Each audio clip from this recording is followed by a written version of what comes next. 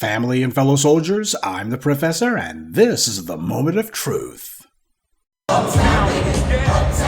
The music was pumping as hip-hop royalty packed the room. A gala to raise funds for the soon-to-open hip-hop museum in the South Bronx. Man, it seems surreal. Hip-hop is the art form that moves the whole entire globe. It's only right they did it in the Bronx. And I'm proud to be from the Bronx. And it's like a dream come true. Long overdue, because of how much hip-hop has done for the culture. I feel like hip-hop has done so much to keep so many different genres alive. So this is long overdue. Me, Mike, and Hank, in a million years, we never thought it was going to be this. But here it is, and I'm excited to be a part of it. The museum is opening in your borough of the Bronx. How's it make you feel, Peter Gunn? Amazing, man. Coming from Vice Avenue, 174th Street, coming up under his tutelages, people like him that inspired me. I'm incredibly happy to be here. This event at Cipriani's Wall Street brought the hip-hop world and business leaders together to support the cause. Several artists were honored for their musical contributions. Storytelling is my thing, my niche, my calling. From the beginning, it was never about fame.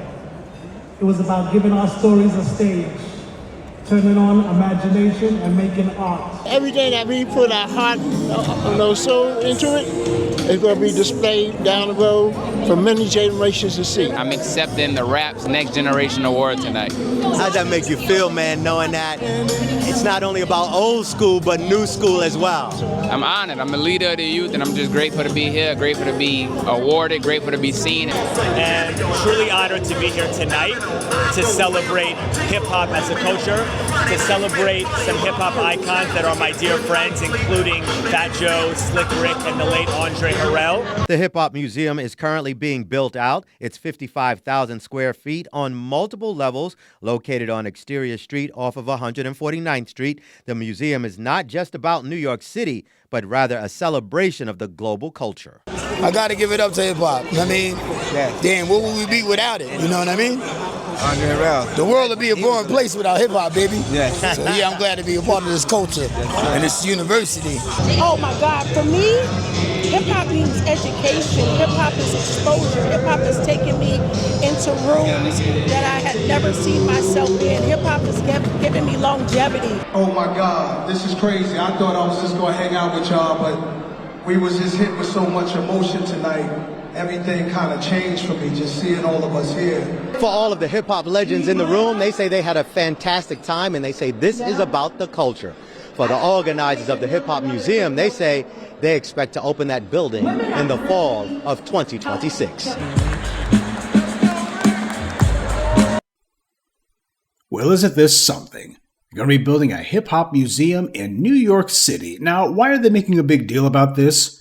Well, I for one believe that Brother Tariq's excellent documentary had more than a little to do with that. At the very least, more than a little to do with them feeling like they need to go ahead and have a statement of their own. If black folks are going to be putting out documentaries and building museums, well, there needs to be some sort of counterbalance to that. Now, let me go ahead and say off top, a hip-hop museum is good. But if they're sitting here referencing people like Sloppy Joe, I have to wonder just how accurate this is actually going to be. Museums are one of the primary places where you actually learn real history. They have actual artifacts there, and it's supposed to be a place where the literal accounting of events is supposed to be told. But when I see all of these white interests around, I smell an attempt at whitewashing. After all, if they're giving coverage to this and they're not attacking it, that's how you know the white media is pretty much positioning this as something that they want you to accept. Because otherwise, they'd be sitting here saying, well, there's serious questions, though, about the donors behind it, or the message, and they'd be bringing on people to sit there and try to take slick shots at it. I do think it's noteworthy that they didn't try to shoehorn in the talking point that hip-hop came from outside the U.S., at least not for their little news coverage. While Kool Herc does get mentioned, and rightly so, whenever talking about the origins of when hip-hop actually became known to an outside the black community audience, it is false to try to use his parentage as a way to bastardize hip-hop's origins and claim that it came from elsewhere. That talking point doesn't have the traction or the resonance that the white media thought that it did. That's part of the reason why we're not hearing it so much anymore. But that being the case, you got to understand the white media is going to look at that and say, our attempts to conjure magic and just tell people what to believe didn't work in this case. You had black folks who pushed back against it and hard. And now our white media version of the events has had to take a back seat. We've had to relent. We don't like that. We're supposed to be firmly in control. So again, I'm not going to say that a hip-hop museum is a bad thing because it's not. What I am going to say is at the end of the day, you better be cognizant of who it is who's actually behind these things.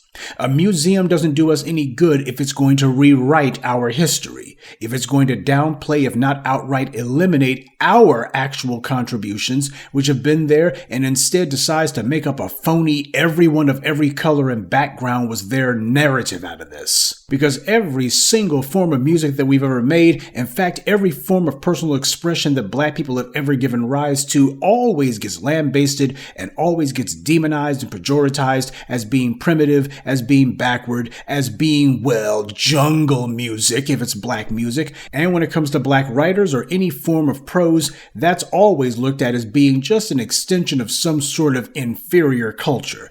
That's the way that we always get typecast and typified by the white media. Anything that black people create, hell, anything that we're even so much as a part of, is always subjected to a hyper-aggressive campaign of demonization and attack. All of this anti-black propaganda to say anything that these Negroes have made is inferior, and if you like it, you're inferior too. There's something wrong with you. That's what they do at first.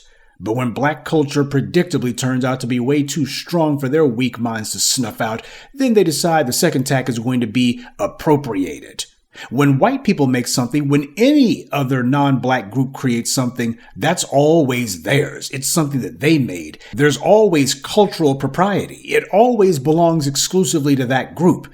Other people may use it or imitate it, but at the end of the day, you always got to make sure that they, the creators of it, get their credit. But whenever black people make something, suddenly it becomes community property. It belongs to everyone. Why, black people may have made it, but it's uniquely American. The museum is not just about New York City, but rather a celebration of the global culture. Now that's just them watering it down so they can go ahead and elbow us out of the way. By claiming that the very things that they tried to snuff out of existence are now American because they failed to kill it, what they're really doing is they're saying it's not black, it's American, which basically means it has an identity that's going to be defined and ultimately captured by the dominant society. That's the real point. White power has tried to snuff out every single form of music or expression that we've ever created, from ragtime to hip-hop. MTV outright refused to play rap music at all, hoping that it was all just a fad that would go away, the same way that they didn't want to play black music in general, including Michael Jackson. That's what the dominant society did. But rap didn't go away, and neither did we. So, like they did with jazz and rock and roll, the white media began putting emphasis on any and every white person who was within a 100-mile radius, trying to make them the face of our creations. Because we all know that the white media, or the white backers of any hip-hop museum, are going to give Rick Rubin a ton of space for no reason whatsoever. They're going to make sure that he's always there, this fuzzy-faced frat rat. That's how it always is. They immediately begin looking around for any white person who they can shoehorn into the story and say, well, they were actually the real brains of the operation. None of the stuff that these black people were trying to do would have gotten into the mainstream if it wasn't for some white folks doing it for them. That's how they always try to rewrite the story. That basically black people were just dependent on the benevolence of some good, open-minded white people. And you see, white people recognize the value of it. Yeah, the one white guy who was somewhere on the other side of town, as opposed to the other 99% of white power brokers who were trying to kill it. This is the way that the white media memory holds things. This is how they rewrite the collective consciousness. But before they can go ahead and try to sell their lies to the public at large, first they have to legitimize it somehow. And that legitimacy takes the form of trying to get black folks to stand beside them and to somehow lend our good offices to whatever their fiction is going to be. So that's the reason why these same people who could not care less about rap music or black people or hip hop at all, now suddenly they're going, well, let's make sure we got Big Daddy Kane and the others there. Don't they want to have the Beastie Boys there? Don't they want to have Vanilla Ice there? And the Beastie Boys in particular, one of the lies that they love to tell is basically that the Beastie Beastie Boys were responsible for getting hip-hop over, having hip-hop translate to a mainstream read white audience. Because of them, that is some BS. The Beastie Boys didn't make hip-hop mainstream any more than the Bee Gees made disco mainstream. These people came along later and jumped on a bandwagon that black folks had already built and had been rolling at top speed. Again, I'm not turning my nose up at the idea of a hip-hop museum, and I don't think anybody else should either. It is definitely a worthy art form, and it deserves to be preserved. It's earned the right to be preserved. My question happens to be, who is it who's going to be doing the preserving? Because if the people behind this museum are ultimately the exact same individuals who tried to kill hip-hop in the first place, then as far as I'm concerned, this isn't a museum.